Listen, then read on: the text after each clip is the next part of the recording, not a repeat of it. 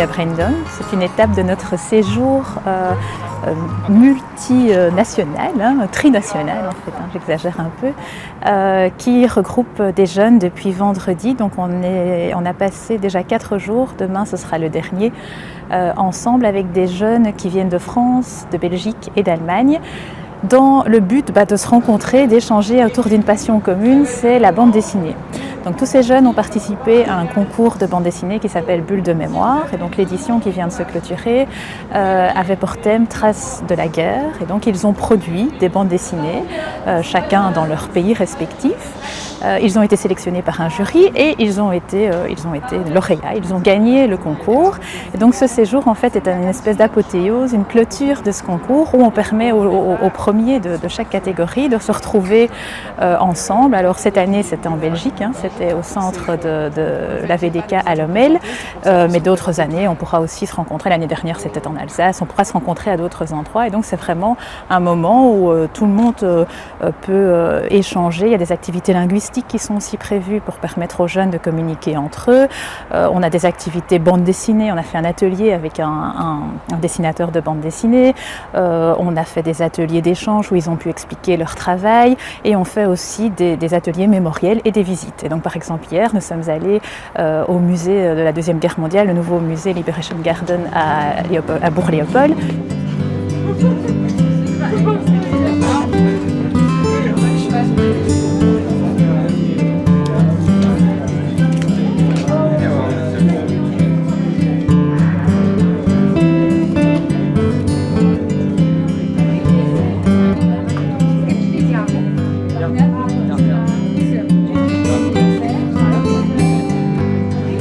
Aujourd'hui, nous sommes à Braindon pour la visite du fort. Cet après-midi, ils auront un petit moment de repos à Bruxelles et ils pourront découvrir la ville à travers un rallye un peu plus ludique, un peu plus relax, et découvrir la capitale de la Belgique. Le WHI est partie prenante, c'est l'organisateur, c'est le représentant du concours pour la Belgique. Nous avons aussi nos collègues de l'ONAC, de l'Office national des anciens combattants et victimes de guerre, donc nos collègues français, et on a un collègue de la VDK, donc nos collègues allemands. Et donc ce sont les 3 organisateurs, ce sont les 3 partenaires du concours pour qu'il soit trinational, franco-belgo-allemand. Alors le concours existe depuis de nombreuses années en France, je pense qu'on va rentrer dans la 15e édition. En Belgique il existe depuis 3 ans, et donc on participe pour la 2e fois au séjour des lauréats.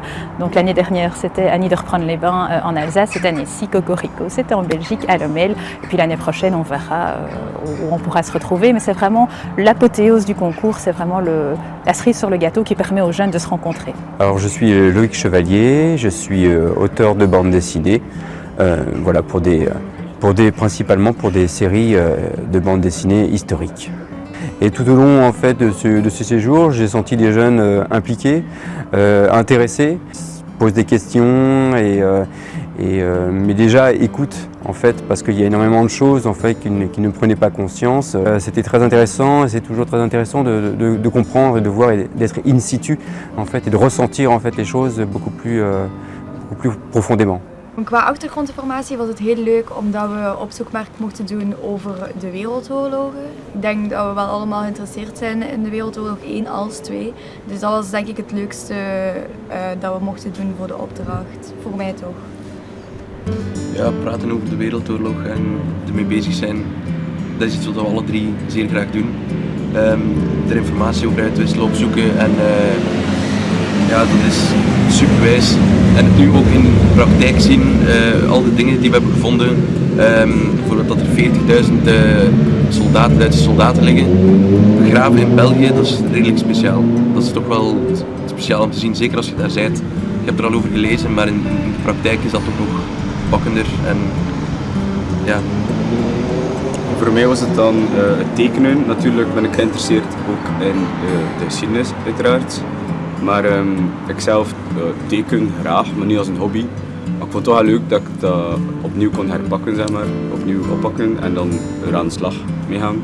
En ik vond het wel een leuk proces om een keer serieus, of ja, toch wel een keer moeite in te steken om iets af te werken, zoals een stripverhaal. Ik vond het wel leuk dat ik daar aan kon meewerken en tot een mooi verhaal kon brengen. En ik was wel content met mijn eigen resultaat. Ik vond het wel het interessantste of leukste aan de strip?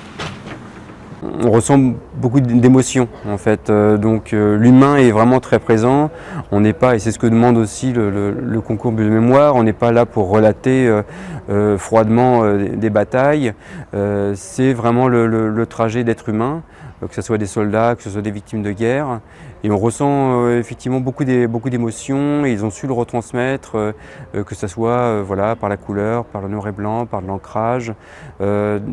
Voilà ce qui leur a marqué dans ces différents conflits qu'ils ont traités, soit de la Première Guerre mondiale, soit beaucoup de la Seconde Guerre mondiale. Il y a vraiment des choses intéressantes, ouais, plusieurs bandes dessinées, on sent qu'il y a eu un travail assez abouti, notamment artistique, et avec des choses pas forcément communes.